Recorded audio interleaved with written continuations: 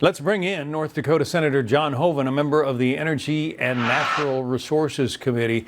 Senator, when you look at what's going on in Gaza, where do you point fingers? I mean, who's really responsible for the situation and the famine there? No question, it's Hamas. There's absolutely no moral equivalency between Hamas, a terrorist organization, and Israel, a country that's trying to defend itself. And in fact, Israel is doing everything they can to make sure food does get into women, into children and civilians. The problem is Hamas is trying to prevent that. And of course, then trying to use that as a tool of war, hiding behind their own women and children to try to get a ceasefire, but not turn the hostages loose or end the conflict. Hamas is a terrorist organization, and they are conducting themselves as terrorist organizations do. One of the doctors from the World Health Organization is exhorting the Israelis and really the world to start providing more help to Gaza. I want you to listen to what he has to say and then get your reaction on the other side. He says, a ceasefire is an absolute and moral imperative now. Gaza must be urgently supplied with food and medicines to save lives and begin the process of reversing malnutrition. Hospitals must be protected so they can continue treating patients. Aid blockages must end and peace must be restored so that healing can begin. In particular on hospitals, Hamas was putting some of its major operation areas underground beneath hospitals so that because they figured the Israelis could not or would not attack them.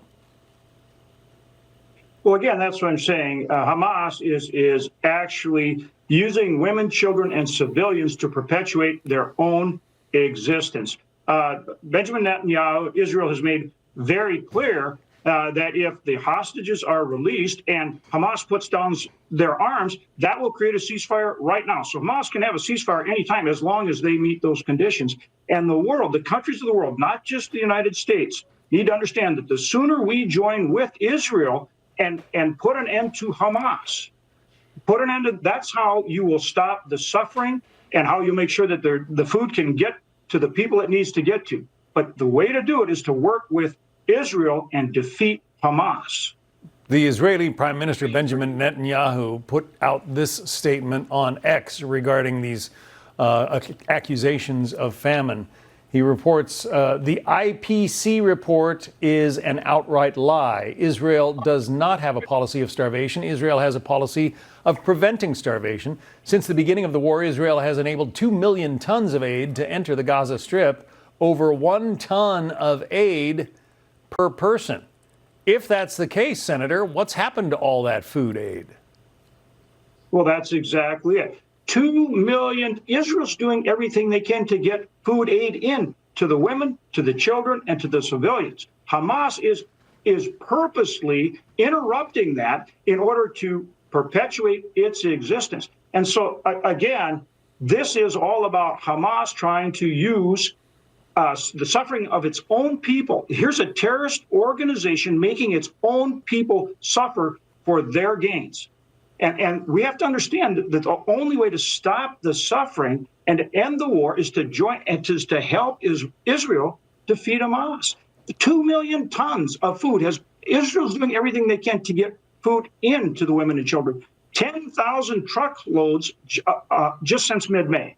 So they're working to get the food in there. The key is getting it again to the people rather than having the Hamas fighters take it. Why isn't the United Nations doing more to ensure that the people don't starve?